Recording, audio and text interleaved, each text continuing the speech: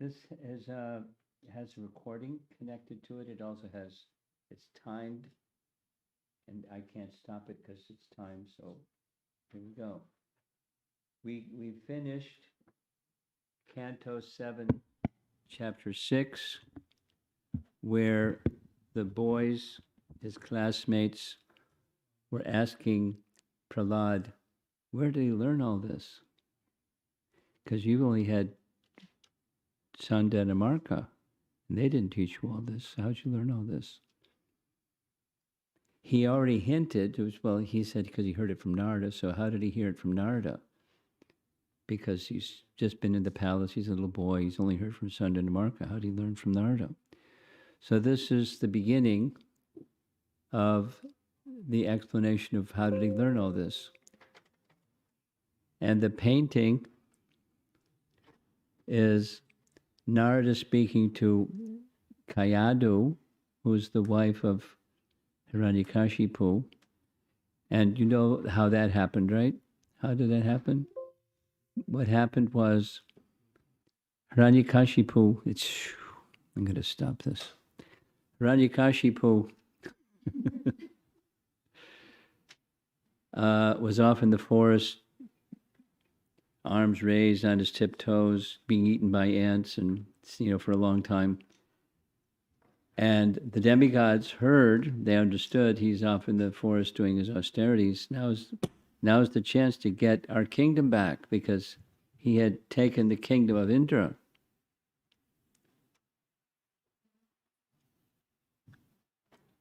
Didn't say where Indra went, but he had taken Indra's kingdom. And now they came back in full force. He's gone, so take the kingdom back. And when they went with all their armies and everything to get the kingdom back, they found Kayadu, who was pregnant. And they thought, uh-oh, Hiranyakasipu Jr. And so they were taking her away to keep her someplace until the child was born. And their plan was, as soon as the child was born, to kill the child, because they don't want to have another Hiranyakasipu to deal with. So just at that time, Narada came. He had just this uncanny ability to know where to go and what to say and when to say it and everything. So he came and asked them, what are you doing? She's a lady. She's pregnant. But she's carrying the child of Hiranyakasipu. He said, no. Remember there was this discussion? She was chosen. He was chosen because within her womb is a great personality. So, I tell you what, you turn this child over to me.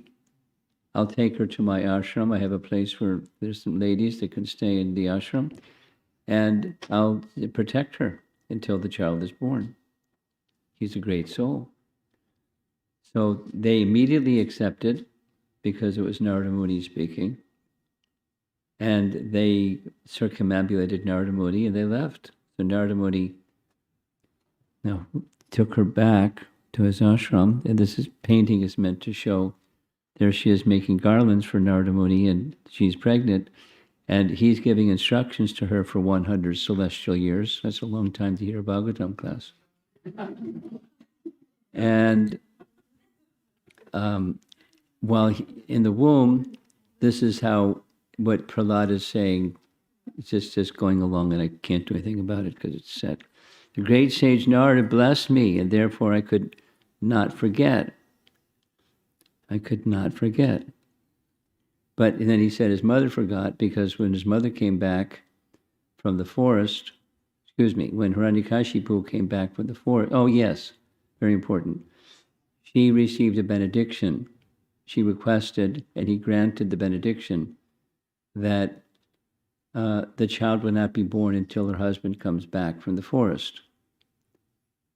So he gave that benediction, and that's what happened.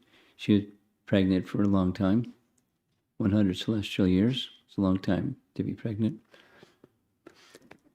And during that time, many things happened with Hiranyakasipu in the forest. But when she came back, when he came back, she came back, the child was born, and he explains that in dissociation of Hiranyakasipu, she forgot everything. But even though I was within the womb, and I haven't forgotten anything. He had a good memory. And he was a special soul. And so that's where he learned what he learned. That was their question. How'd you get Narada's association? And he blessed me, and therefore I could not forget. My dear friends, if you can place your faith in my words, simply by that faith, you'll also understand transcendental knowledge just like me. Krishna, although you are small children. So now that's just a summary of the first 17 verses. What we're going to do this evening, if I don't lose my patience with this thing, keep moving, we're going to cover chapter 7 and then begin chapter 8. So now this has a recording for some of the rest of the verses for chapter 7. And it's very nice. And not only that, we have a microphone so you can hear it better.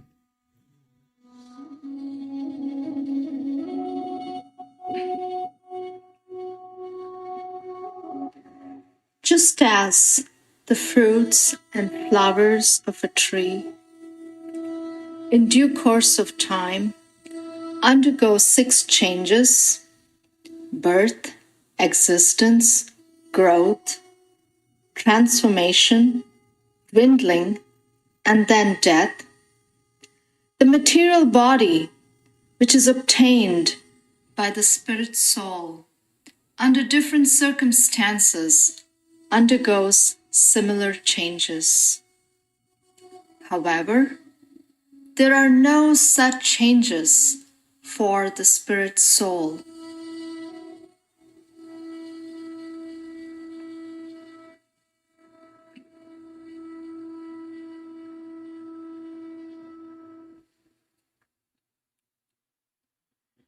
An expert geologist can understand where there is gold, and by various processes can extract it from the gold ore. Similarly, a spiritually advanced person can understand how the spiritual particle exists within the body, and thus, by cultivating spiritual knowledge, he can attain perfection in spiritual life.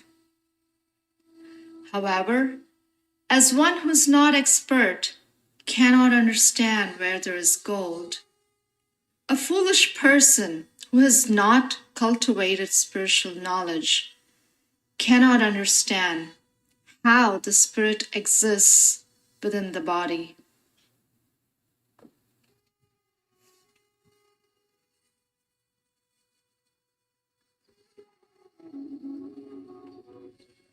This is just taking some of the verses. It's not, usually this is 21. Sober Next one. and expert persons should search for the spirit soul with minds purified through analytical study in terms of the soul's connection with and distinction from all things that undergo creation, maintenance, and destruction.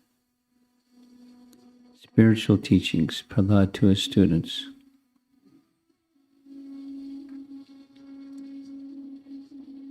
Through polluted intelligence, one is subjected to the modes of nature, and thus one is conditioned by material existence.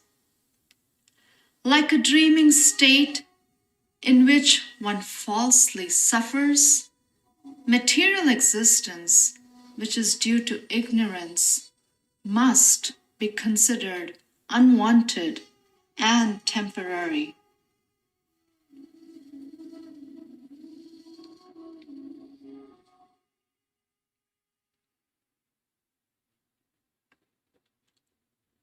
of the different processes recommended for disentanglement from material life, the one personally explained and accepted by the Supreme Personality of Godhead should be considered all perfect.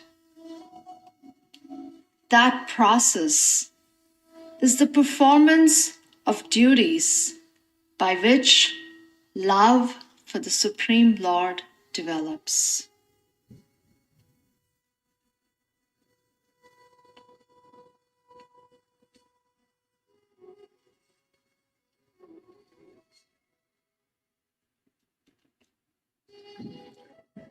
The real problem of life is the repetition of birth and death, which is like a wheel rolling repeatedly up and down.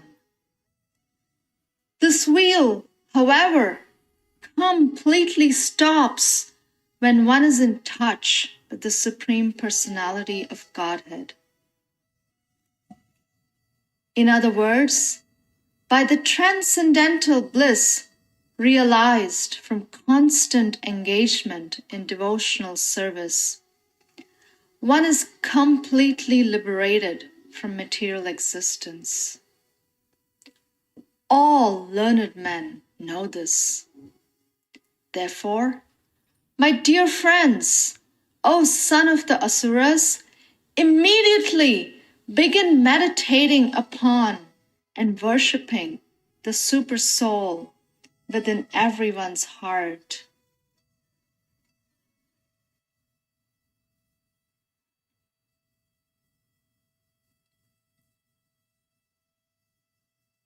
O my friends, sons of the Asuras, the Supreme Personality of Godhead in his Super Soul feature always exists within the cores of the hearts of all living entities. Indeed, he is the well-wisher and friend of all living entities, and there is no difficulty in worshipping the Lord.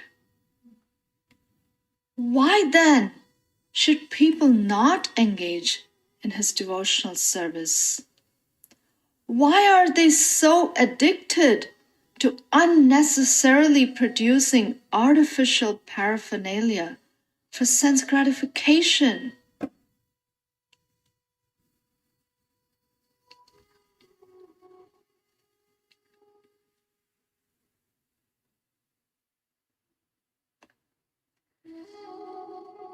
A materialistic person, thinking himself very advanced in intelligence, continually acts for economic development.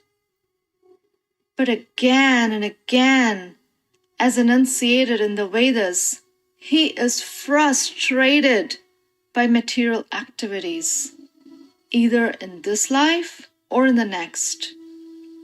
Indeed, the results one obtains are inevitably the opposite of those one desires.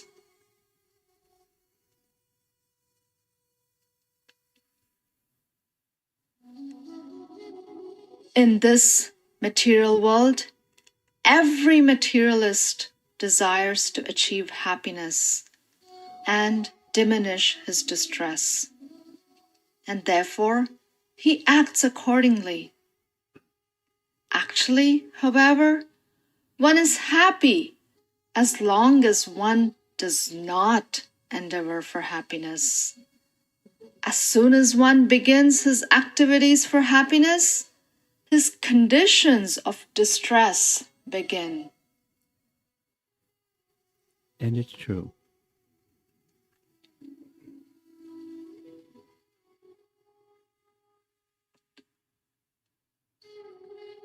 The Lord is only pleased if one has unflinching, unalloyed devotion to him.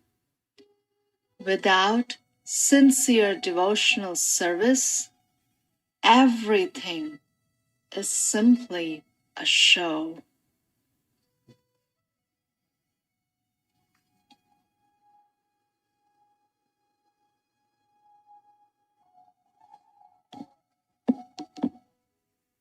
My dear friends, O sons of the demons, in the same favorable way that one sees himself and takes care of himself, take to devotional service to satisfy the Supreme Personality of Godhead, who is present everywhere as the super soul of all living entities.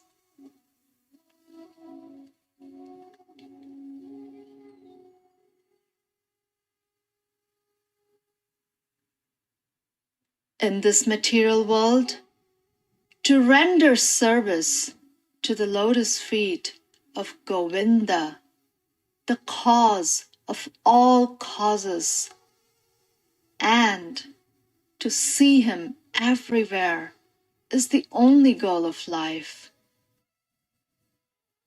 This much alone is the ultimate goal of human life, as explained by all the revealed scriptures.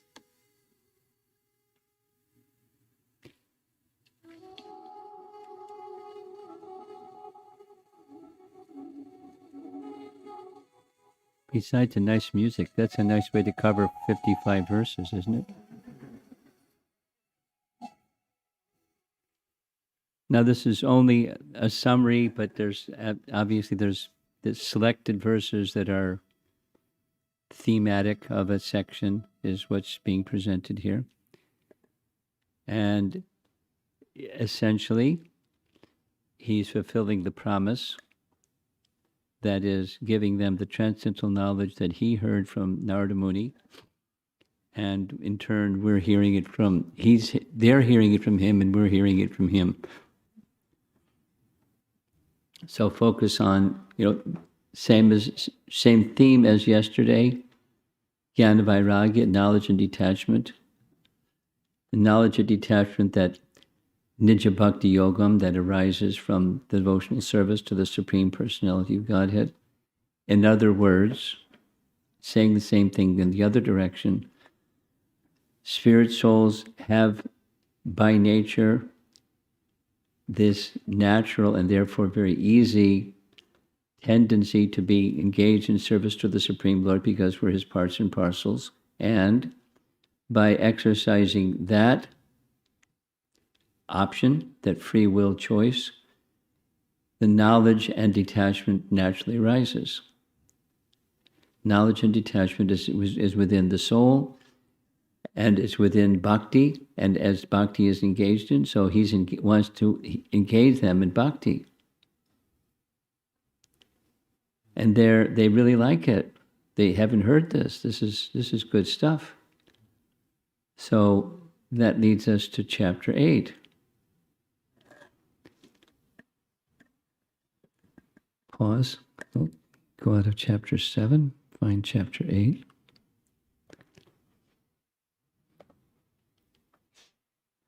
And just the first 10 verses of chapter 8 is what we'll be doing. Yeah. Nice painting. That's Prahlad after he became Prince Prahlad. But now we're back in the classroom and with his classmates and the students, the sons of the demons.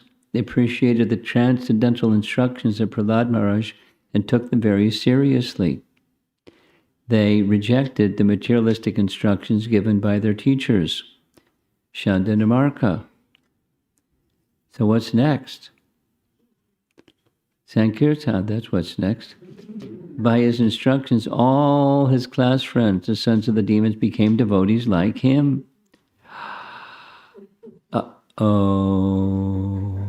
Hiranyakasipu got very angry and said, "Oh, most impudent, most unintelligent disruptor of the family, oh, lowest of mankind, you have violated my power to rule you.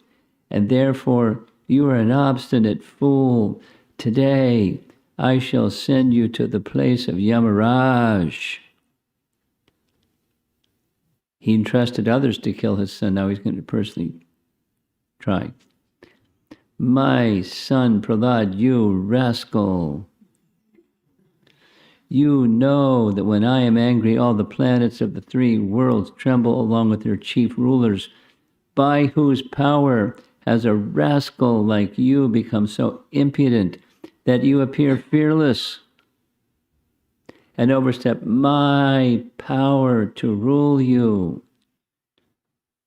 Now we're only going to verse 10. We're already at verse 6, so we have to do some discussion. Kim Bala, how have you overcome my order?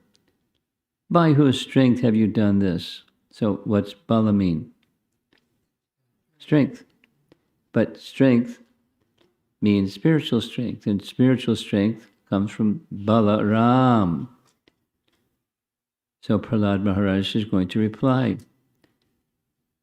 my dear king, the source of my strength, of which you are asking, is also the source of yours. Indeed, the original source of all kinds of strength is one. He is not only your strength or mine, but the only strength for everyone. Without him, no one could get any strength, whether moving or not moving, superior or inferior. Everyone, including Lord Brahma, is controlled by the strength of the Supreme Personality of Godhead. He's fearless. Where are you getting your strength from? Same place you, Dad.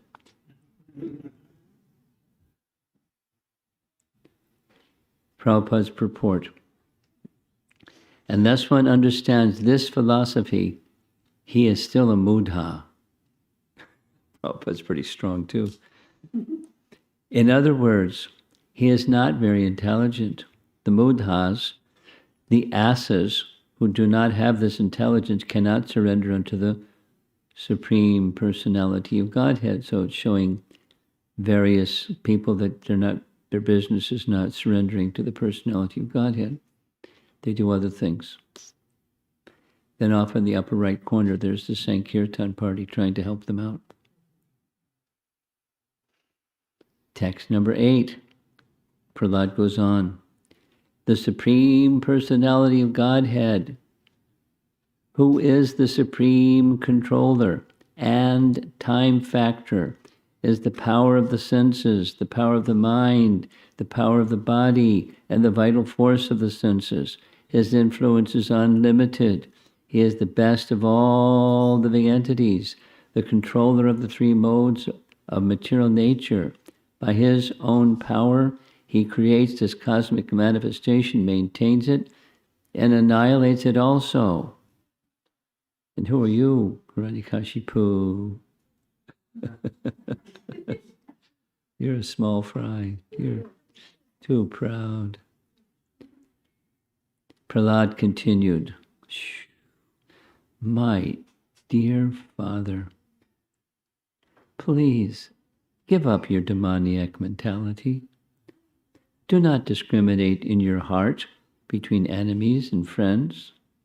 Make your mind equipoised toward everyone. Except the uncontrolled and misguided mind, there is no enemy within this world. We discussed this. When one sees everyone on the platform of equality, one then comes to the position of worshiping the Lord perfectly. Notice that's text 9. We're only going to text 10.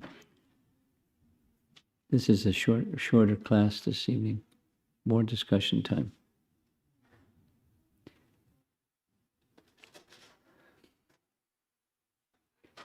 One of the themes is this friend-enemy theme, and he's having that discussion with his teachers. He had the prior discussion with his father. Now he's circling back and having the discussion again.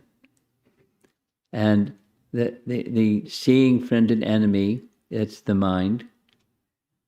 And because of the mind, then one doesn't see oneself and one's self-interest, and one doesn't see the Supreme Lord. Everything, controlling the mind and purifying the mind is really important. Controlling the mind and purifying the mind is very important. And we have a primary process for doing that. It's called the Mahamantra. And sometimes we're not so attentive. And sometimes their mind is distracted by stuff other than the mantra. And we're doing different things with the mind. And, so our conditioned nature seems to prevail somehow. So it happened very nicely with his classmates. It showed the kirtan, what happened when Sundamarka came in. They saw the boys up having uproarious kirtan. Stop. We're going to go tell Hiranyakasipu. And they told Hiranyakasipu, and he flipped. So now there's this discussion between the two. And he's asking his father, pleading with his father, give up your demoniac mentality. Don't see friends and enemies. See others as spirit soul, because otherwise your misguided mind is going to carry you to a bad place. Prabhupada's commentary. The only bona fide process for controlling the mind is to fix the mind by service to the Lord. We create enemies and friends according to the dictation of the mind. But actually, there are no enemies and friends. Pandita samadarshana samak sarveshu bhuteshu mad bhaktim labhate param. To understand this is the preliminary condition for entering into the kingdom of devotional service. Now, supposing one doesn't see like that, so where's the kingdom of devotional service, and where are you? Well, you're, the threshold. You're in the, earlier stages of devotional life. But the encouragement is to go to at least to the medium stage of devotional life. Prabhupada's purport again. No, this is text 10. In former times, there were many fools like you who did not conquer the 6 enemies that steal away the wealth of the body. These fools were very proud, thinking, I have conquered all enemies in all directions. Notice that's his brother, right? Hiranyakashipu. But if a person is victorious over the 6 enemies and is equipoised toward all living entities, for him there are no enemies. Enemies are merely imagined by one in ignorance. Now these are Prahlad's teachings, Narada Muni's teachings, and he's teaching it universally to one and all, fearlessly. He's getting himself in trouble, that's for sure, but he's fearless because he knows the Lord is there. He knows it, not just theoretically, he knows it. Prabhupada's purport for this verse looks like a subway ride. One who thinks that he has many enemies is an ignorant man, whereas one who is in Krishna consciousness knows that there are no enemies but those within himself, namely the uncontrolled mind and senses. Now it's a whole other world to be in transcendence than it is to be in material consciousness, but he is introducing to us and to Hiranyakasipu and to the world. Prabhupada is introducing similarly.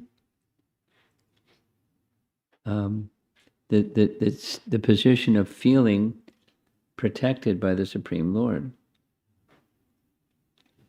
So certainly it looks pretty safe. There he is sitting on the lap of Lord Nrsingadev. And he's got his disc and his club and his lotus and his conch and his claws and his roar and his sharp teeth, and then you feel protected. Supposing you don't see that, are you? It's so he wasn't. The Lord showed his form, just like the prayer that we were going back and forth on 6 times. The Lord shows his form to those who he chooses to show his form to, and those he shows his form to unto those who have unflinching faith in him. And unflinching faith, that's a nice word, unflinching. So there isn't that hesitation or withdrawing your confidence in any circumstance. There's a little video somebody sent me a while ago, and I saw it again. It's a little video of put together somebody in India about the KGB in Russia. So there was a period of time, I don't think it's still going on, there was a period of time where the KGB were really on top of the devotees, and the devotees were fearless, and they're going out into the public and chanting with musical instruments. And the KGB came along and grabbed one girl, her name was, I think, Kishori or something like that, and they put her in jail. And she just kept chanting. She got everybody in jail chanting. And so the police, the guards and the police, the guards in the prison came and saw what was going on. And so they took her to a separate room, and they decided they were going to fix her. And they did it differently than what Shanda and Amarka did. This is like an actual event. They put her in a separate room, and they brought this mystical witchcraft lady to cast spells and befuddle her, so she couldn't function as a devotee anymore. So the little cartoonish thing, and so she was sending evil spirits, and the evil spirits were entering. She was calling the Hare Krishna mantra loudly. They were still going on. She called the Sringadev mantra. It was still going on. And but she's fearless and very faithful young lady. She started chanting loudly Prabhupada's prana mantra. And the sorceress lady, the witch lady, the spell casting lady freaked out, and she got up and ran. And the police or the guards of the jail told her, "You can't leave until this is done." And she said, "There's a man standing there with a stick." It was Prabhupada's, the cartoon. And he was shaking his stick, and "You better leave or you're finished. I'm not going back there." And she ran. Now, the girl didn't see Prabhupada. The witch saw Prabhupada. And, it's real time, at least our modern time. And so we're not likely to have something like that happen to us. On the other side, there's someone's witch trying to cast spells on you to get you to stop chanting. Or not likely to happen. I mean, who knows, but not likely to happen. What happened? Well, there we go. But there are opportunities. It sometimes takes extreme opportunities to realize the power of the holy name and the power of taking shelter. And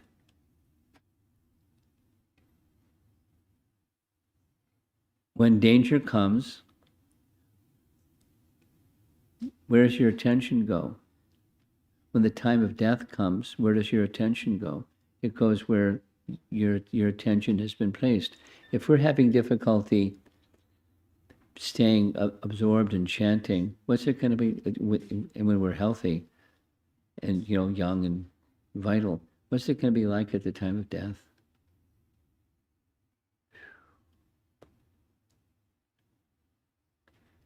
Are we ready? And it's not something, oh, later.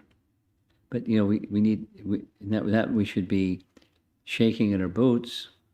We just should be preparing ourselves for, like we do for everything else.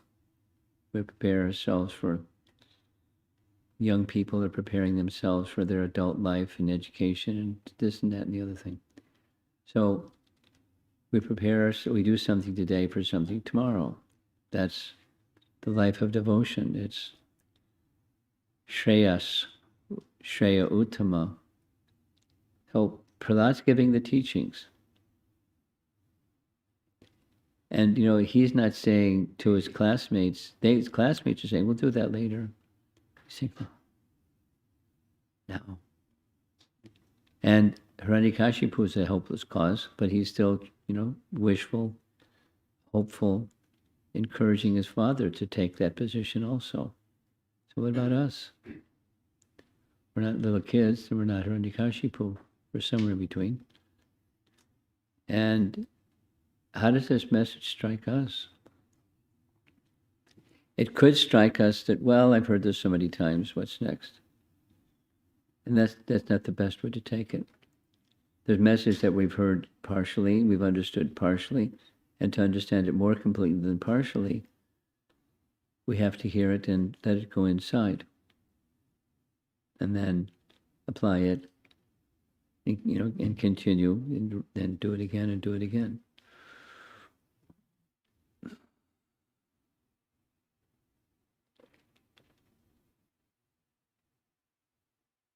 Now, before coming here, I listened to this narration with a little music in the background. I listened to it several times, and it's really powerful. Maybe I'll do it again at the end. But it's very powerful. It's just selected verses, but the thread takes the one who's hearing Prahlad's message to the compelling message to take shelter of the personality of Godhead's lotus feet in service. And then one can see the soul and see others in the same way, even if they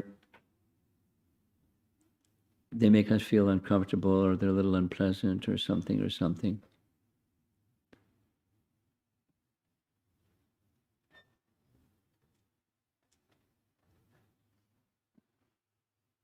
It's easier said than done. But as devotees, we're meant to not just say it, we're meant to say it, we're also meant to do it. And then that's the main is the purification. The process of hearing is the main purification process. And a sign that we've heard something as we live our lives, we adjust the style of our life accordingly, from the inside out.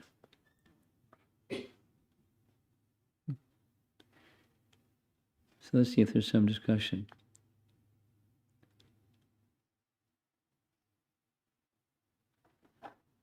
We spent a lot of time on the earlier chapters, in part because those are the chapters that Prabhupada would quote from so often. But what? There were online questions from yesterday. Online questions from yesterday. That's what you'd like to do? We'll start with the online questions from yesterday. How about some in-the-room questions today? And we'll go to the online questions. Hare Krishna Maharaj. This is a question that connects also with the class this morning, but you're speaking about this today. The shelter, you were mentioning about the shelter and how in Lord Nishingadev's shelter, Prahlada Maharaj is so protected. And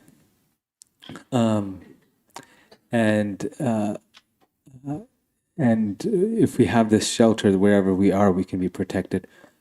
And this shelter for us in our conditions, well, for us it comes through the devotee. We have the shelter of this devotee, like you were saying, in the case of the devotee who was in the prison, Yes. Srila Prabhupada came.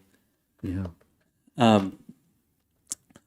And in the morning we were talking about Davida the gorilla and how he had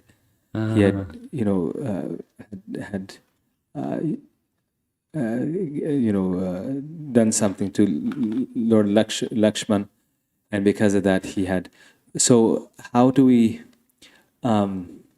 It almost seems like it's very difficult to, and then his reaction comes like ages later, years later, and he offends him in Treta Yuga, and he gets the result in Dvapar Yuga. So it almost seems like we can make a mistake and not know that that we may be losing that shelter. It may come after such a long time. How do we avoid it? How do we make sure we are in that shelter always? well, make sure mistakes are going to happen.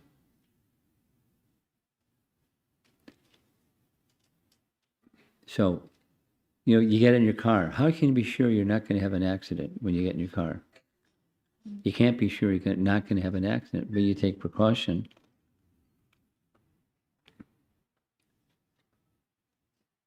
And accidents may happen even you're taking precaution, but you take precaution.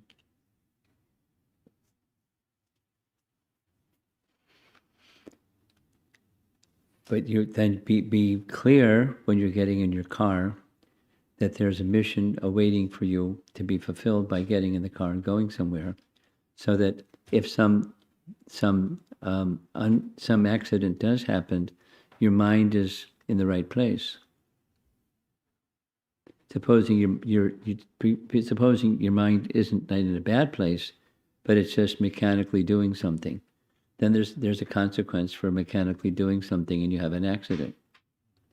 Karmically, or what happens with the soul.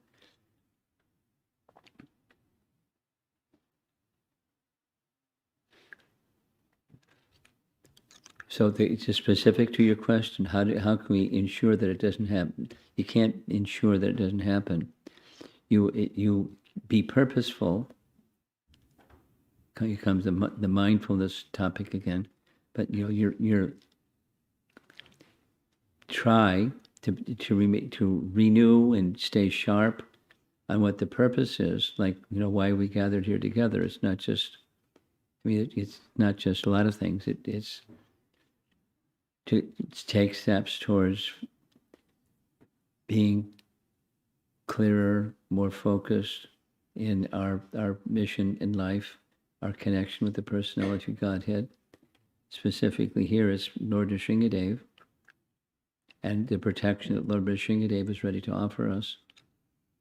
And then you go forward. And if there's some unknown mistake, because this question comes, Prabhupada gave the formula.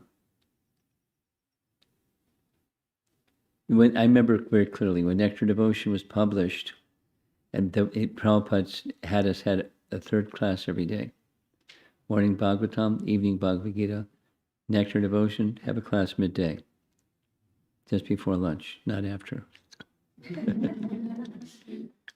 And every day, we had Nectar Devotion class every day. And when it came to, the consequences of offenses, devotees were going, oh, which is the question. And what about the ones we don't even know about? When we know about, you go to the person, you request forgiveness. And there's a procedure. And if they're supposing they don't give their forgiveness, you wait a while and go back again. You wait a while and go back again, wait a while, go back again. And if not, then you just chant Hare Krishna, knowing that Krishna is your shelter. But having made that attempt, and they're not forthcoming with forgiveness, what about all the ones we don't even know? We're stepping on people's toes and we don't even know it. Prabhupada's answer, therefore we say, Pancha Kalpatarubhyascha.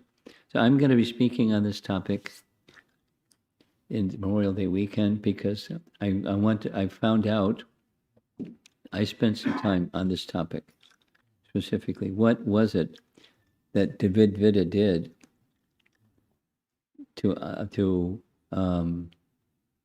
Lakshmana.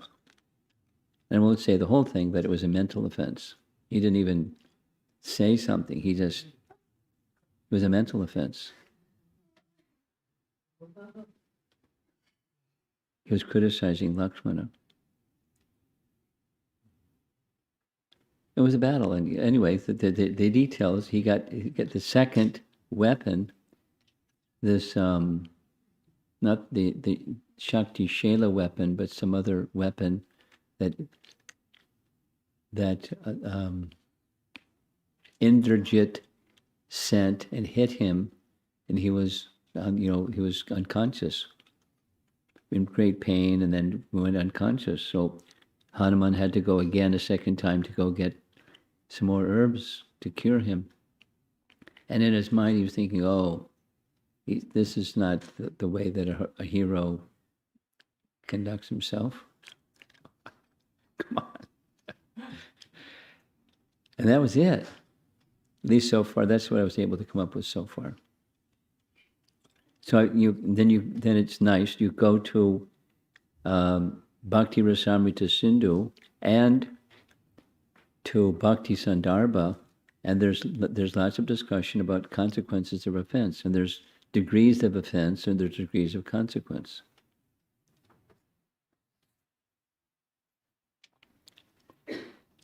But we're responsible. It's real stuff.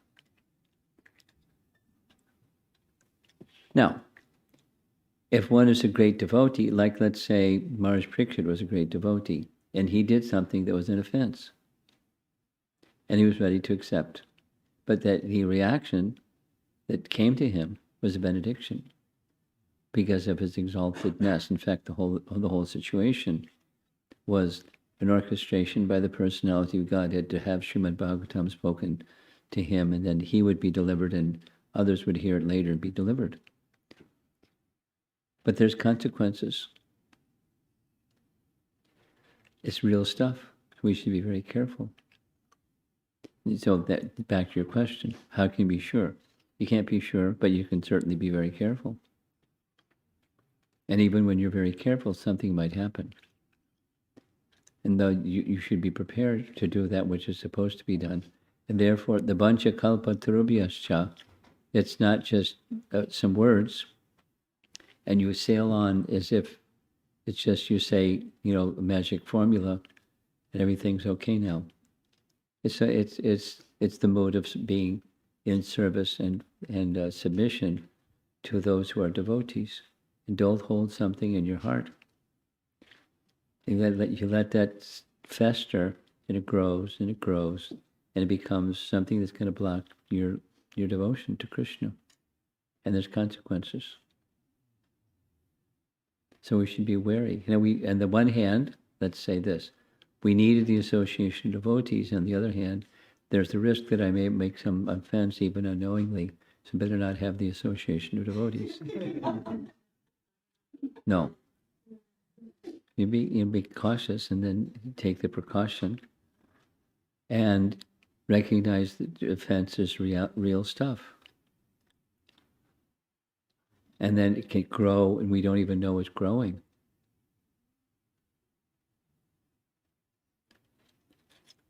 And then, for example, like with Dvivida, one may become susceptible to bad association, whereas otherwise one might not.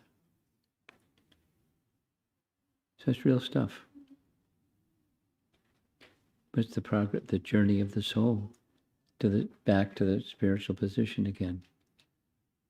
And there's risk. There's risk doing nothing. There's risk doing something. It's a life of risk. You want to add anything to that? No. Give it to him. I want to hear your thoughts on this topic.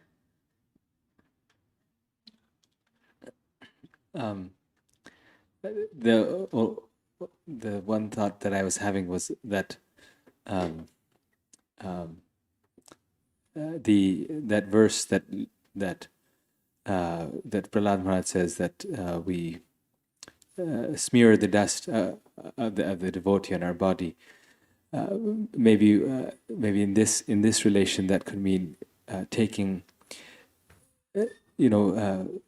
taking shelter of an advanced devotee, taking complete shelter of that advanced devotee, and just following them, and that may protect us from offense, because it's like otherwise it's like spiritual life seems to be very difficult, very dangerous. But if we have someone to, if we just if we just follow in the footsteps of the advanced devotees, if we just follow them, then we remain protected, because like Prabhupada used to protect his disciples. Is that right? Or? Yes, qualified, yes. It's not a guarantee. Supposing one is such a follower, and supposing you hit a banana peel, you can slip. No, accidents can happen. Even you're there, down the other side, there's protection. Supposing you slip, you have someone right there that can pick you up if you slip. Because it's a little bit like the discussion we had this morning, the distinction with Banasur, who was like the root of the bad association for a lot of people, because of his devotion to Lord Shiva, to a great exalted devotee, he had protection that the others didn't have. Now the others got mercy in another form because the Lord is merciful. But even there was some bad activity, bad speech, even towards Lord Shiva. He was protected because of his devotion for Lord Shiva. He was kind to his devotee. So, qualified, yes. You have something? No? Who was? Okay, yes. According to this Vaishnava quality, we find that there is no enemy for a devotee or Vaishnava. So one of the quality, like they should not have any enemy. So enemy. So we find there are so many enemies in our cult. Like Krishna had many enemies, Pancha Pandava they had enemies. So we are also how to overcome that to be free from the enemies. Well, I got about 70% of what you said, but my just repeat back what I think you're saying. We find ourselves by circumstance where there are persons who are inimical and acting in an unfriendly or enemy-like way towards you or towards devotees or something. So what should we do about that? That's your question?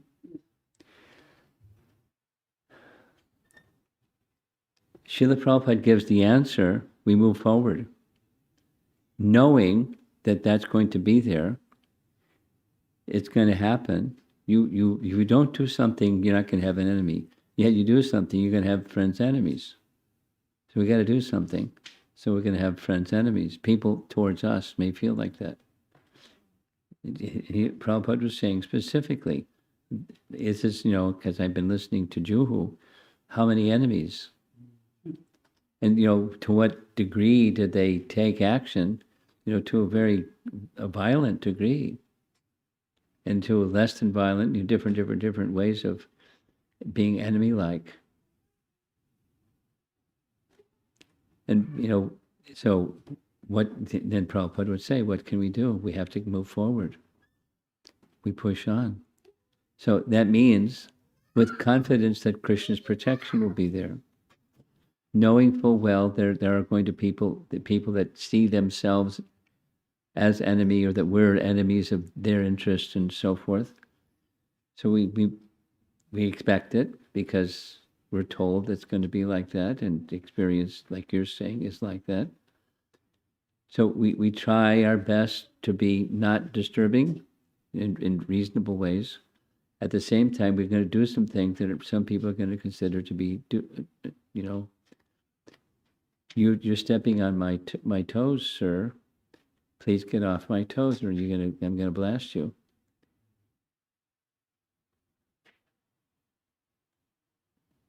You know, in Juhu, because that's where Prabhupada was saying, when I'm listening to Prabhupada speaking like this, he used the word nuisance, but he kept saying it nuisance.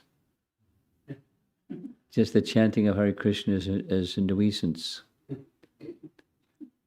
You catch the English? Nuisance is nuisance, means it's causing me trouble. So we had the situation, we were considered a nuisance. In our temples in Brooklyn on Henry Street. Just a little sharing. It's just confirming what you're saying.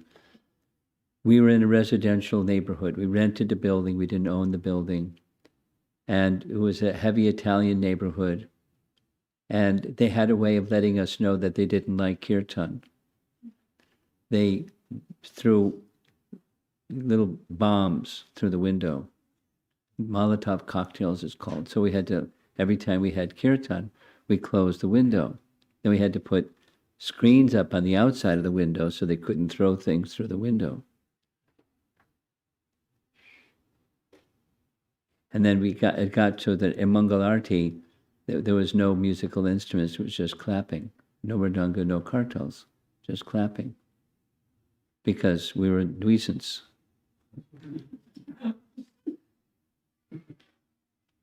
And then something else started to happen. They wanted the parking places, because it's a neighborhood, and they wanted the parking places. So if we left our cars on the street at night, they let us know, don't leave your cars on the street, because they would burn the cars. So we had to rent a place that was some blocks away where we could park our cars. Because you leave your cars, and you're causing a disturbance for the people that live in the neighborhood. You know, we just, okay, we'll park our cars elsewhere, thank you. So anyway, so different ways people are going to take action if they consider you to be a disturbance to their life. But just, you know, later on, at least, there's a little story. I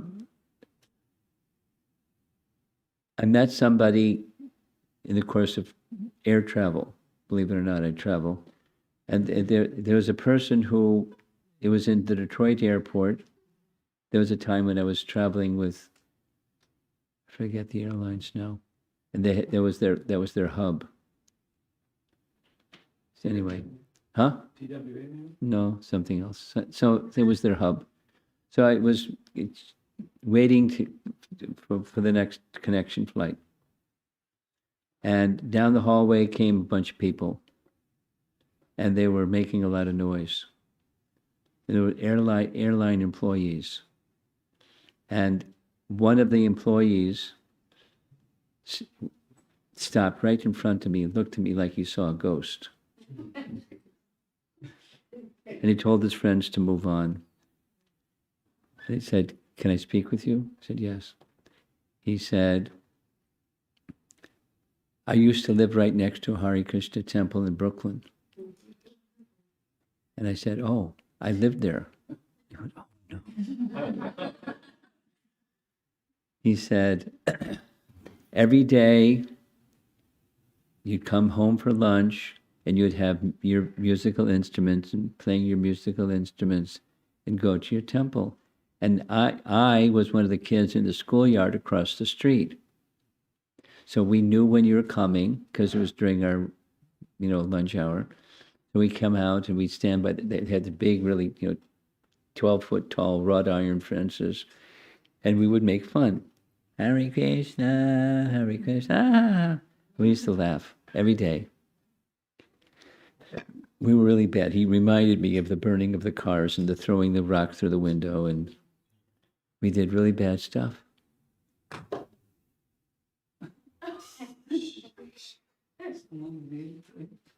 They fell over. No, it's something in front of Gornatai. Anyway, it's okay. It's okay.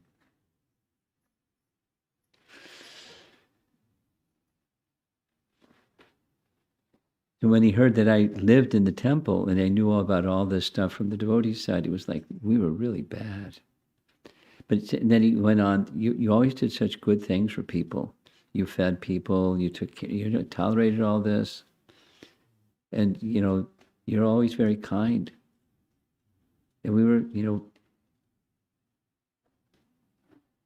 and he said, what happened today was as we were getting out, because that melody that you would sing, it just stuck in my mind.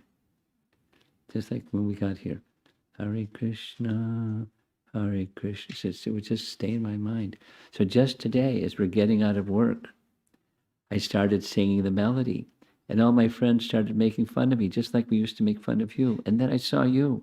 I said, we were really bad. So please, forgive me for all these bad things. And I was thinking, wow, such mercy. The Maha Mantra has been with him for all those years. That's been like 20 years. He was a little kid. Now he's, an employee somewhere. And that was Northwest Airlines. No longer. So there are people that saw us as they're inimical to our being there. At the same time, there is benefit that was going to the people that were seeing us as, inimical towards us, seeing us as, disturbance to their life. Anyway, that's an anecdote. There's benefit that comes. We try to not go out of our way to not disturb. We close our windows and put screens on the windows and park our cars elsewhere and do things that are just respectful to everybody as much as we can, within reason. And carry on, knowing it's going to happen. And speaking the message to whoever wants to hear it.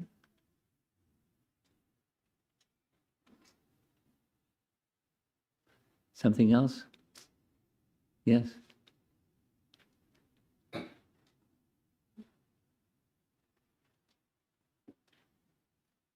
Hare Krishna Guru Maharaj. This question came up in a reading group. In where? In a reading group. Okay. So we were wondering, where does Hiranyakasipu lives? Where did he live? Where did he live? At the time that this thing happened? Or Indraloka. okay, because Because he bumped off Indra. I mean, he took over his kingdom. He didn't bump him off. He usurped the kingdom. So he's living in Indraloka. because we were reading about after his brother was killed, he tells his soldiers to go down to the earth to disturb the Brahmanas and Kshatriyas. So, yeah, we didn't know where he was. Where was he to send his...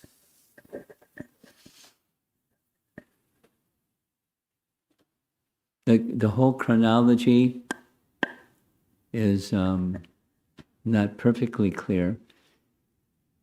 One nice devotee scholar explained that there's much more emphasis in the Bhagavatam about Siddhanta than chronology.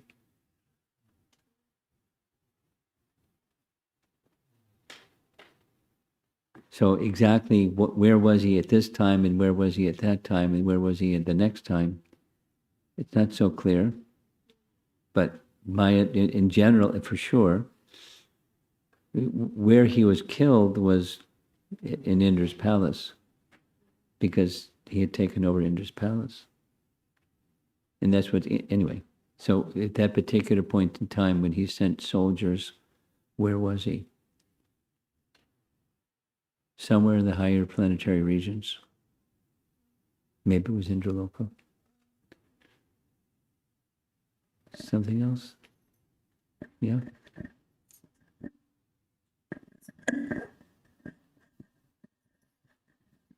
Hare Krishna Maharaj, thanks so much. It's like I'm in the pastime of Hiranyakasipu and Prahlad Maharaj. I'm not coming out, but it takes some time. But I'm so much I was contemplating about Prahlad Maharaj and Dhruv Maharaj, how like they were like continuously, they were sticking to their vows and everything, and they're determined actually. They're different. They both, Dhruv Maharaj and Prahlad Maharaj, they're 5-year-old, but Yeah, they're young. Yeah, they're so determined and they don't run away from the situations. They face the situations. But in my case, I feel like running away if there is something is not going well. I feel like running away and I do the same thing. So, can you please suggest me to stand by, or how can I stand by for the situations and try to face them by not running away?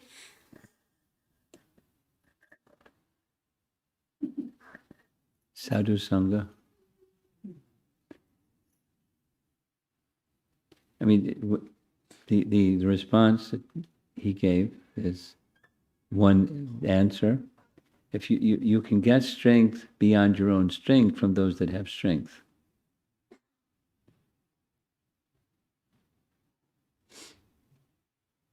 And strength, spiritual strength is necessary. And where do we get spiritual strength from? Where do you get spiritual strength from? What's the answer? Balaram, right? Because he's the source of spiritual strength. So, one of the ways, there's many, but by getting spiritual strength from one who has spiritual strength is the principle. And one of the applications of that principle is the Hare Krishna mantra, the Hare Rama part of the Hare Krishna mantra. So something that you can do, something that I sometimes do, is when chanting the Hare Rama part of the Maha Mantra, you can sit in front of a picture of Krishna Balaram. And you're calling to Balaram, please give me strength to carry out my devotional service. And then you can add some adjectives, in the face of some intimidating force or some challenging force, some opposing force. Please give me strength. What's going to happen? He'll hear your heart's calling, and you'll receive reciprocation. Yes? That's an application of the principle. The principle is Sangha. You get strength from those who have strength, and he's the best one for giving strength.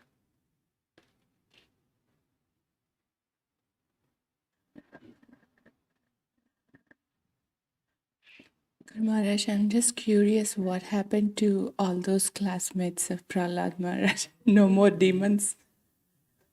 I don't know if there's anything in scripture written.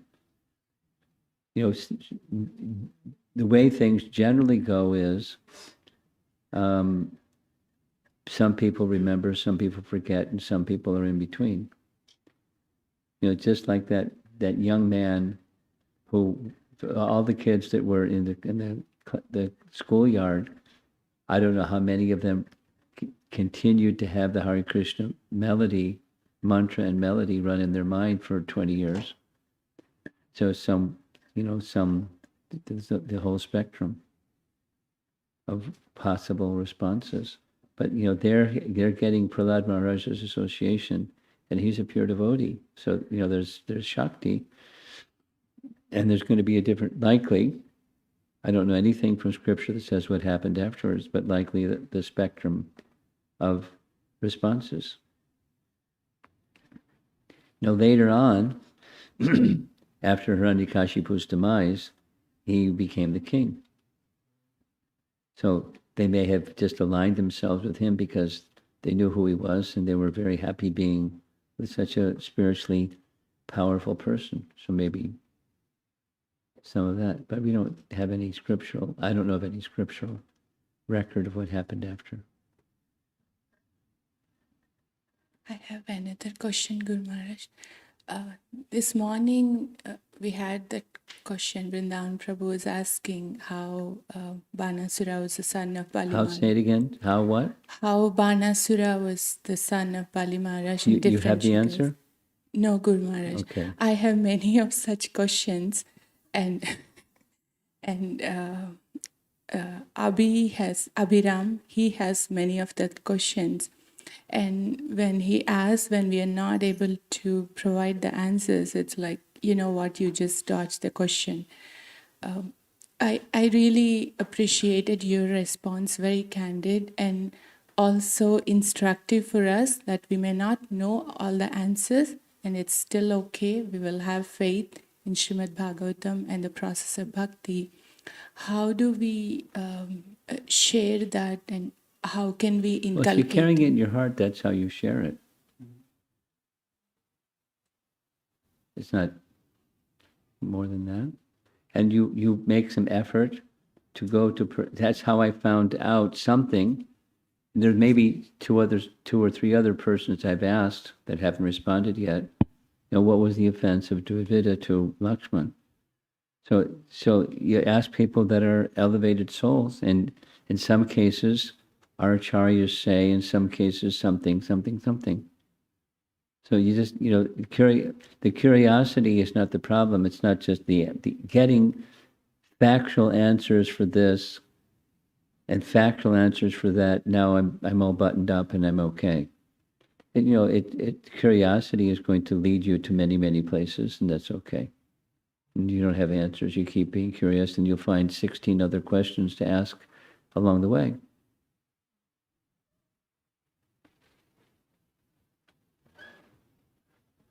I mean, it's like a little bit like someone made a comment, I think it was Sri Radhika, just like this whole quest on, I'm still on it, you know, Shiva Tattva.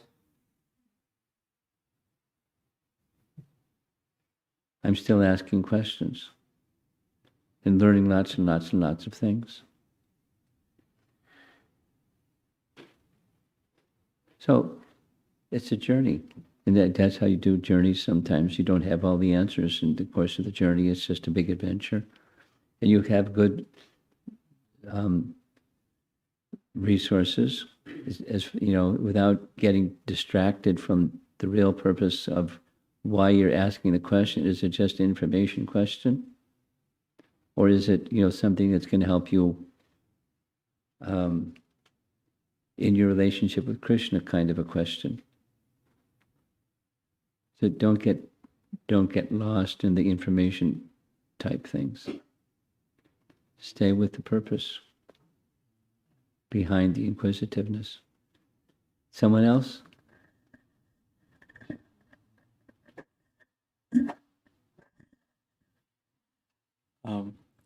When hearing the class, it was very striking. I was thinking like how Prahlad Maharaj was saying things to Hiranyakasipu. I was thinking like, how do we tell a person who is so much involved in the mode of passion and ignorance? But you said that it helps for personal application, and you also help, you know, the situation when we face the death, to have such kind of faith like that. So that kind of helped the whole discussion, Guru Maharaj.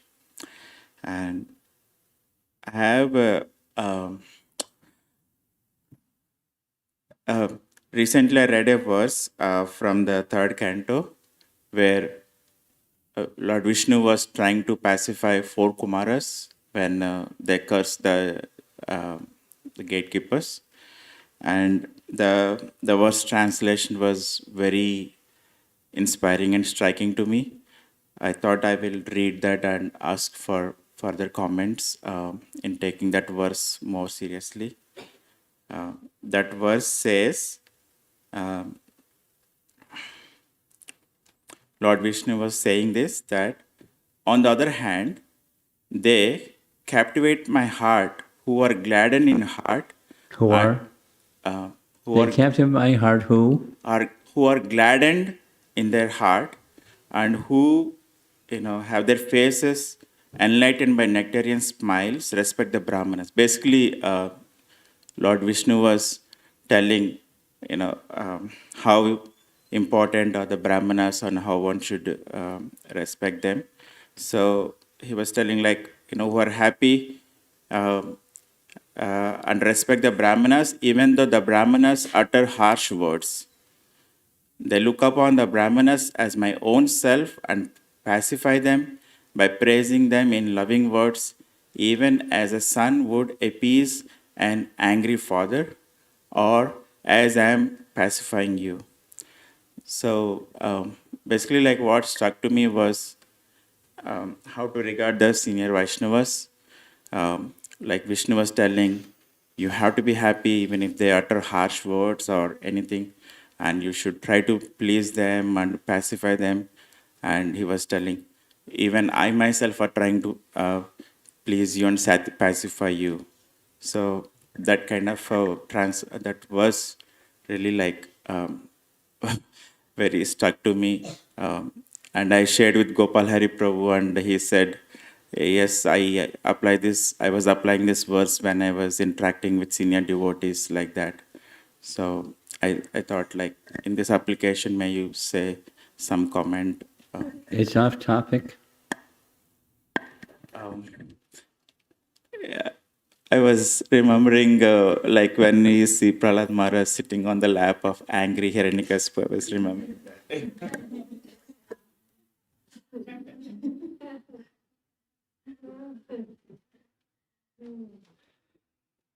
What Prahlad said to his father was very different than what Lord Vishnu is saying to the four Kumaras. So it's situation specific, what's appropriate. Now, how do we know what's appropriate if we're not intelligent? And the answer is we won't. So where does intelligence come from? It comes from super soul. So the answer, my response, so it make it, more on topic than the question is a nice question. The topic is a nice topic. Intelligence is required in order to discern what is appropriate, what's not appropriate. Most of us are not in the position of having the faith or the spiritual strength that Prahlad has, just, to say but my dear demoniac father, stop being so demoniac. Take the position of a pure soul. So most of us don't have the strength to do that, but he does. And he was fully protected, and he knew it. So intelligence is given from super soul to us how to conduct ourselves, but never depart from the position of remembrance of the personality of Godhead. Whatever your words and your behaviors are going to be.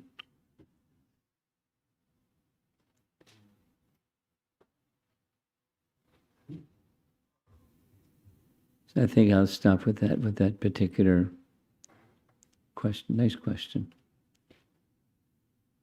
Another time.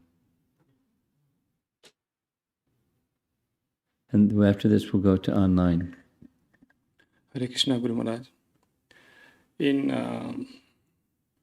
the Hare Krishna Mahamantra, as you said in the Rama, is that Balram take the strength from that. But Maharaj, for my mind, it does not accept actually. Always Really? Rama accept in the Lord Ram. So in Sri Hare Krishna Hare Mantra, always when I do Hare Ram, my mind always go to Lord Ram. Okay, that's fantastic. Fantastic. I'm not doing any kind of offenses. That's what I'm saying. You're doing fine.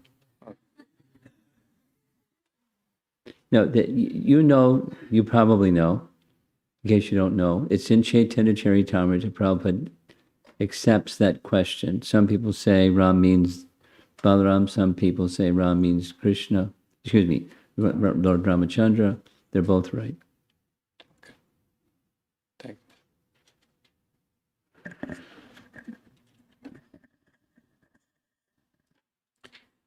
you. This is from Abhinav Meda. So sometimes what I learn at school is almost borderline Mayavada philosophy. Mayavad philosophy. What do I do then? How can I do that for Krishna? This is in relation to yesterday's topic, Maharaj. Okay. You smile. Really? Yeah. Just like when Jiva Goswami, before being sent by Lord Nityananda to be in the company of his two uncles, he sent him to Benares to study under Madhusudana Saraswati, and there he learned the impersonal teachings, because that's like the home base for their impersonal teachings. But he learned from a Vaishnava. So Abhinav, he can, what to do for protection purposes become very clear, and that and what the Vaishnava teachings are. It'll help you become more clear, because when you hear something that's borderline, then you think more carefully and more clearly about the devotional perspective in comparison to the impersonal perspective. So then you're protected, because you're taking shelter more clearly, more strongly. It's something like, the Bhaktivedanta Institute. The Prabhupada sent his scholarly devotees, scientist-inclined devotees, into the cesspool of modern science, not so that they would become contaminated, but so that they could help us understand what are the principles that are being espoused by the scientists, and where's the holes. Sadhuputta did that as a strategy consistently. He would look at the model that he didn't have confidence in, or was not Vedic, and he'd explain it, and he'd understand it, and then what he would do, so the persons that were not Vaishnava could understand that he understood their paradigm. He would say their paradigm, and then he would show where there's holes in the bucket. It has a leak over here, it has a leak over there, it has a leak over there. There's too many leaks. So now let's take a look at a different model. So Abhinav, or a young person, can do like that. When they hear something in school or something's out in life where it's not consistent, take a look at it, try to understand what is being said, and where are the holes. Next. This is from Balaram Prasad Prabhu. What is the reason that Lord Chaitanya was hearing more Dhruva Maharaj and Prahlad Maharaj pastimes? What do we understand from this? Pure devotion. He liked the pure devotion, and he was relishing their pure devotion.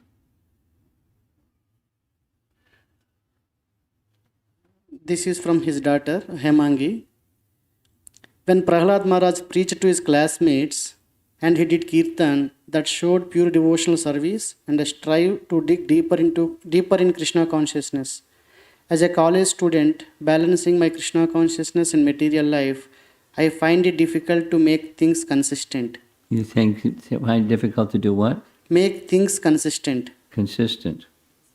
How do I be more consistent in my Krishna consciousness life and devotional service, a little like Prahlad? Well, ask her. She knows. By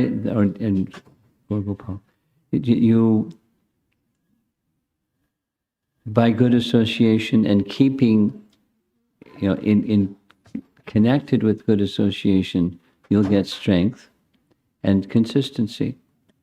And meanwhile, you acknowledge, as she is acknowledging, that there's going to be unsteady bhakti comes before steady bhakti. So how do you get from unsteady to steady bhakti? by practicing bhakti nicely in good association. The same formula. Bhajana kriya in the company of sadhus results in unwanted things become cleansed, and then there's steadiness that comes. So just keep good association and keep consistent in the practices that you know will purify. And this additional qualifier is have a good intention, have a spiritual direction, intention while doing all those things.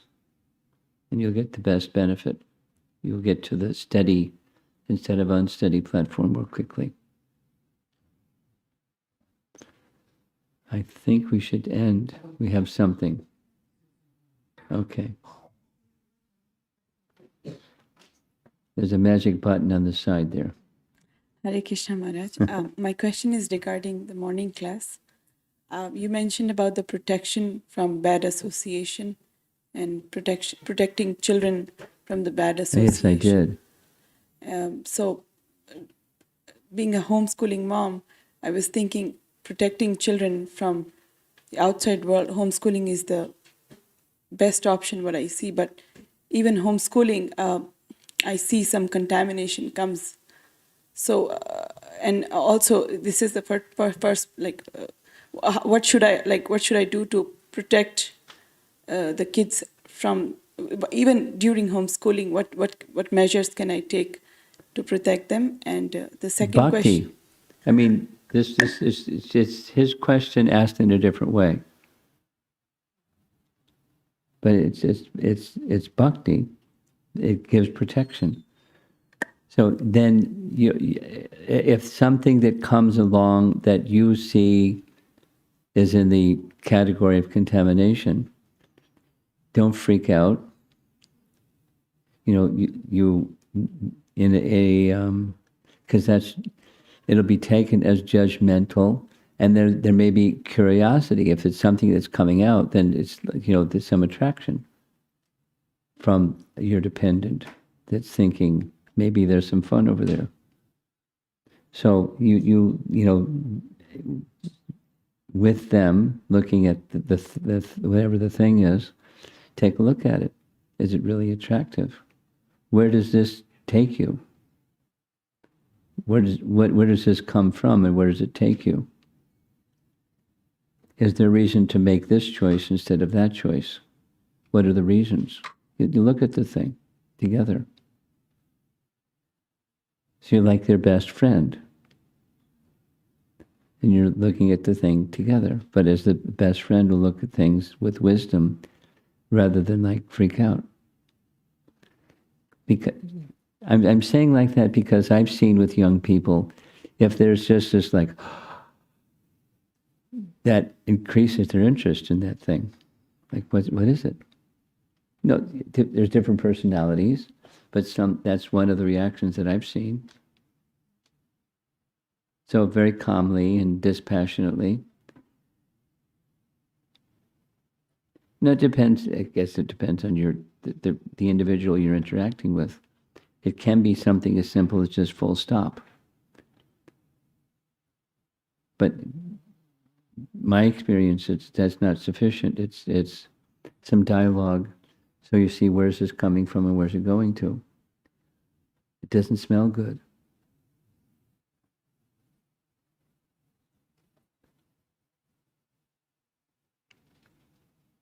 I want to share this with, I meant to share it with you. The last time I was traveling from Naperville to somewhere, wherever I was going, I had lunch on the plane. So as I was sitting down, I was at an aisle seat, some other person was at a window seat, a lady. And then there was time to, buckle up and we're going to take off. So she said, "That smells really good." She didn't have to say it. She just like, "I bet it tastes good because it smells really good."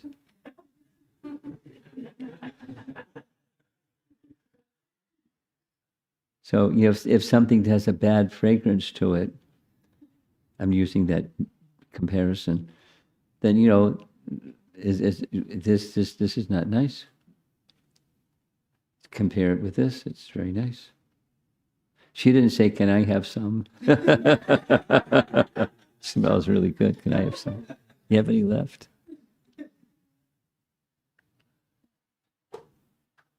So it's the honey as opposed to the vinegar.